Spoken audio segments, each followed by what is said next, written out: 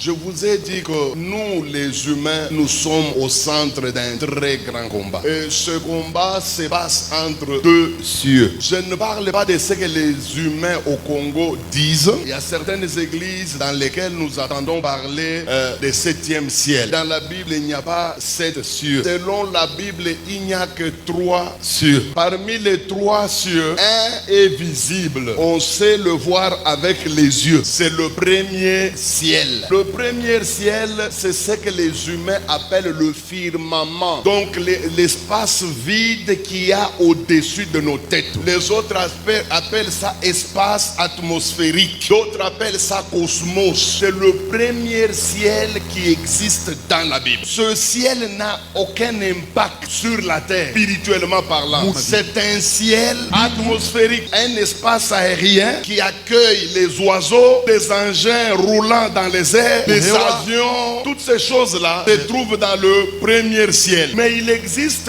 2 cieux. D'abord qui sont invisibles et puis qui sont au-delà du premier ciel. Ça se trouve dans l'autre rideau.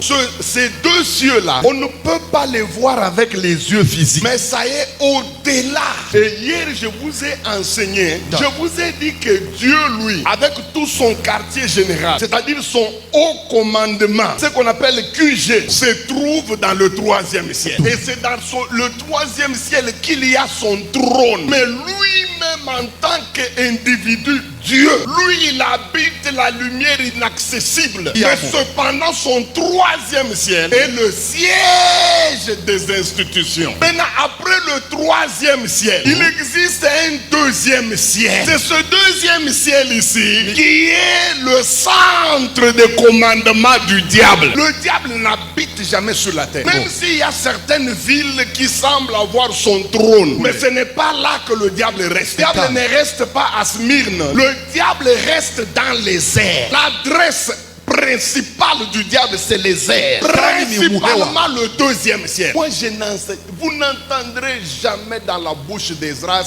un enseignement qui n'est pas biblique. Jusqu'à ma mort, chaque fois que j'enseignerai, lorsque j'énonce une idée qui semble ne pas être habituée à l'église, je vous amènerai toujours un soubassement biblique pour appuyer ce qui sort de ma bouche. Écoutez, le 2e ciel est occupé par les démons, les esprits mauvais, Satan, avec sa cohorte, ses lieutenants. Ils sont ici. Je n'invente rien. Ta Bible nous donne l'adresse, là où le diable a l'habitude de s'asseoir. Dans la version du pasteur Végère, Ephésiens chapitre 2, verset 1. Autrefois, vous étiez morts à cause de vos fautes, à cause de vos péchés. Vous viviez dans le péché en suivant les forces de ce monde. En suivant les forces de ce monde. Ces forces-là sont où? Vous obéissiez aux chefs de puissance mauvaises. Aux chefs de puissance qui sont mauvaises. Et ces puissances sont où? Qui règnent entre ciel et terre. Ces puissances sont en train de régner où? Entre ciel et terre. Ces chefs, c'est l'esprit du mal qui agit maintenant chez ceux qui désobéissent à Dieu.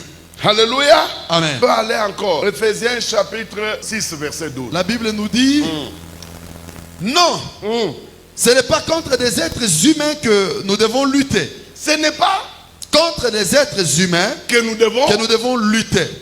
Nous luttons avec qui? Mais c'est contre des forces très puissantes qui ont autorité et pouvoir. Nous devons lutter contre les puissances qui dirigent le monde de la nuit. Nous luttons contre les puissances qui dirigent le monde de la nuit. Ces puissances sont assises où? Contre les esprits mauvais qui habitent entre ciel et la terre. Ils habitent où? Entre le ciel et la terre. Ils habitent où? Entre le ciel et la terre.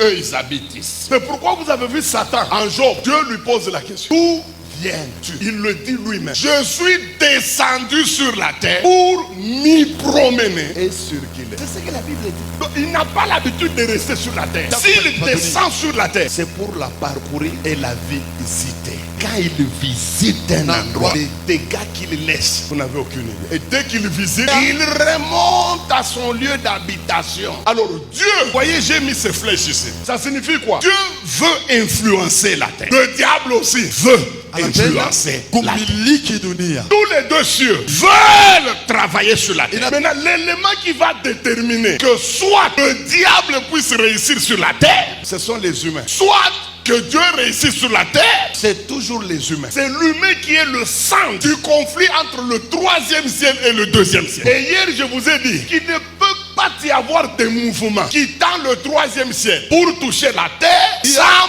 passer ipso facto par le deuxième ciel. Toute prophétie qui vient du ciel doit d'abord traverser le deuxième ciel pour atteindre la terre. Toute bénédiction quittant le troisième ciel doit traverser par le deuxième ciel. C'est pourquoi vous avez vu, nous avons mis les pointillés et nous avons dit qu'il n'y a pas possibilité que ce mouvement ici se passe. Donc si vous voulez quitter le troisième ciel pour toucher la terre, vous devez traverser le deuxième ciel. C'est irréversible, irrévocable. On ne peut pas quitter la terre et monter dans le troisième ciel sans traverser le deuxième ciel. Donc le deuxième ciel s'est déjà interposé entre le troisième ciel et la terre. Mais vous allez voir que tous les mouvements crescendo, décrescendo, tous ces mouvements-là doivent nécessairement passer par le deuxième ciel. Ce n'est pas une blague, frère. C'est la raison pour laquelle ce n'est pas tous les chrétiens, surtout les faux chrétiens, qui parviennent à mener une vie au-dessus du deuxième ciel. Moi, je connais trop peu de chrétiens qui ont soumis le deuxième ciel sous leurs pieds. Trop peu.